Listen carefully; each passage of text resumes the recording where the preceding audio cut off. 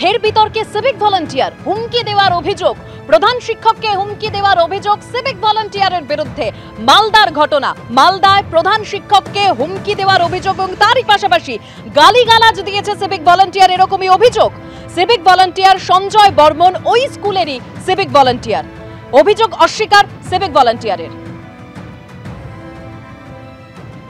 প্রথম মিটিং থেকেই ওনার টেন্ডেন্সিটা বুঝতে পারছিলাম যে ওনাকে দিয়েই সমস্ত কাজ করাতে হবে। পরবর্তীতে যখন আমাদের তরফ থেকে বাধার সৃষ্টি হলো, বিশেষ করে আমার তরফ থেকে তো বটেই, যে এটা হবে কেন, বিশেষ করে তখন থেকেই কিন্তু ওনার মূর্তি অন্যরকম দেখতে পেলাম। হচ্ছেন সিভিক ভলেন্টিয়ার পেশায় আমাদের শ্রী সঞ্জয় বর্মন, যিনি প্রেসিডেন্ট। প্রতিবাদটা আসতে শুরু করলো এবং প্রতিবাদটা একটা ভয়ঙ্কর রূপ ধারণ করেছিল। এর আগেই কিন্তু আমি কমিশনার অফ স্কুল এডুকেশনকে অক্টোবর মাস নাগাদ একটা চিঠি করেছিলাম, সমস্ত কিছু জানি। উনি চাচ্ছিলেন সমস্ত কিছু উনি করবেন, আমাদের সিভিক ভলেন্টিয়ার, এবং আমাদের রেজলিউশন যেটা হতো সেখানে উনি সই করতেন না। উনি মনে করতেন যে উনি এক ওয়ান ম্যান কমিটি। যখন আমার তরফ থেকে বা অন্যান্য মাস্টারমশাইদের তরফ থেকে গড়ে উঠেছিল, উনি তখন বেপরোয়া হলেন এবং গত 25 তারিখের মিটিংয়ে, যেটা হচ্ছে ফেব্রুয়ারি মাসের 25 তারিখের মিটিংয়ে, উনি আমাদের একজনকে দিয়ে বলা করালেন যে সিসিটিভি কাভারেজ হবে না, খুলতে হবে। সিসিটিভি খুলিয়ে দিয়ে সেই মিটিংয়ে অকথ্য ভাষায় আমাকে গালিগালাজ এবং প্রাণনাশের হুমকি সকলের সামনে উনি করেন।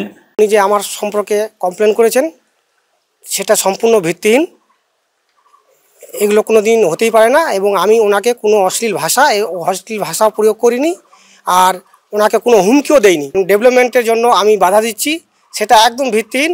আমি 2022 সাল থেকে এসেছি, 2022 সালে এখানে প্রেসিডেন্ট হয়ে এসেছি। আসার পর থেকেই আমি কিন্তু সমস্ত রকম বিদ্যালয়ের স্বার্থে, বিদ্যালয়ের উন্নয়ন প্রকল্পে যা যা করণীয় সব কিছুতে আমি করে যাই। এটা একদম তার ভিত্তিহীন অভিযোগ। উনি যে সমস্ত জিনিসগুলো করে যাচ্ছেন তার বিরুদ্ধে আমি অভিযোগ করেছি। আমাদের যেটা পরিচালন কমিটির মিটিং হয়, সেই মিটিংয়ে আমরা সর্বসম্মতিক্রমে যে সমস্ত রেজুলেশন তৈরি করি, সেই সমস্ত রেজুলেশনের মান্যতা দেন না।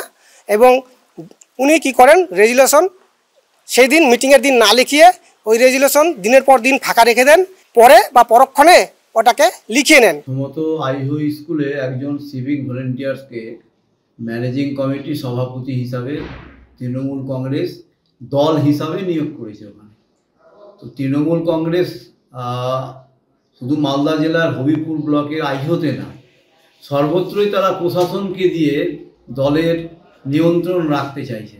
কারণ তারা দল এমন একটা পর্যায়ে পৌঁছেছে তৃণমূল কংগ্রেসের, যে দলের লিডারদের নিয়ন্ত্রণে আর দল পরিচালনা করতে ওরা পারছে না।